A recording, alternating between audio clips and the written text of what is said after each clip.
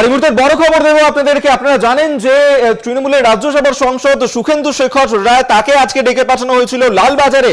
আজ লালবাজারে হাজিরা দিচ্ছেন না সুখেন্দু শেখর। যে খবর এখনো পর্যন্ত পাওয়া যাচ্ছে যে অসুস্থতার কারণ দেখিয়েই কিছুটা সময় চাইলেন তৃণমূল সাংসদ। সূত্র মারফত তেমনই খবর পাওয়া যাচ্ছে, যার কারণে লালবাজারে আজ যে তিনি হাজিরা দিচ্ছেন না। আজই তাকে লালবাজারে তলব করেছিল পুলিশ। ভুল তথ্য দেওয়ার অভিযোগেই তাকে তলব করা হয়েছিল, কিন্তু অসুস্থতার কারণ দেখিয়ে তিনি বেশ কিছুটা সময় চেয়ে নিয়েছেন, যার কারণেই তিনি এই তলবে সাড়া দিচ্ছেন না বলেই এখনো পর্যন্ত খবর আমরা পাচ্ছি। আরজিকর কাণ্ডেই ভুল তথ্য দেওয়ার অভিযোগেই তলব করা হয়েছিল তাকে। রিয়া মাঝি আমাদের সঙ্গে এই মুহূর্তে টেলিফোনে রয়েছেন, প্রতিনিধি আরো বিস্তারিত জানবো। রিয়া, আজই সুখেন্দু শেখর রায় তাকে তলব করেছিল লালবাজারের তরফ থেকে, কিন্তু তিনি লালবাজারে যাচ্ছেন না, কারণ দেখাচ্ছেন কি জানতে পারছো? কিন্তু কিছুক্ষণ আগে আমরা দেখেছিলাম যে 4টার মধ্যে লালবাজারে হাজিরা দেওয়ার নির্দেশ দেওয়া হয়েছিল।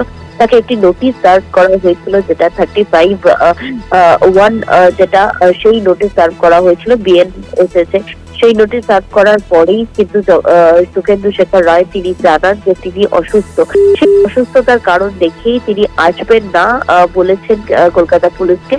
এবং কলকাতা পুলিশ কি ফার্দার স্টেপ নেয়, তাকে ফের তলব করে কিনা সেটাই কিন্তু এখন দেখার। তবে যে ফলস ইনফরমেশন বা ইনকারেক্ট ইনফরমেশন দিয়েছিল বলে লালবাজারের তরফ থেকে দাবি করা হয়েছিল, সেই কারণেই মূলত তাকে আজকে তলব করা হয়েছিল। 4টার মধ্যে হাজিরা দেওয়ার কথা ছিল তার, কিন্তু তিনি সেই পাল্টা তিনি রিপ্লাই করেছেন কলকাতা পুলিশকে এবং তিনি বলেছেন তিনি অসুস্থ রয়েছেন, তাই তাকে বেশ কিছুটা টাইম দেওয়া হোক বলেই তিনি কলকাতা পুলিশকে জানিয়েছেন। বেশ, অবশ্যই দিকে নজর থাকবে। রিয়া, আপাতত ধন্যবাদ তোমায়। রিয়া মাঝি আমাদের সঙ্গে টেলিফোনে ছিলেন প্রতিনিধি। অর্থাৎ আজ লালবাজারে হাজিরা দিচ্ছেন না সুখেন্দু শেখর। ভুল তথ্য দেওয়ার অভিযোগেই লালবাজারের তরফ থেকে তলব করা হয়েছিল তৃণমূলের সাংসদকে, যদিও সেই তলবে সাড়া দিচ্ছেন না। অসুস্থতার কারণ দেখিয়েছেন তিনি, বেশ কিছুটা সময় চেয়ে নিয়েছেন।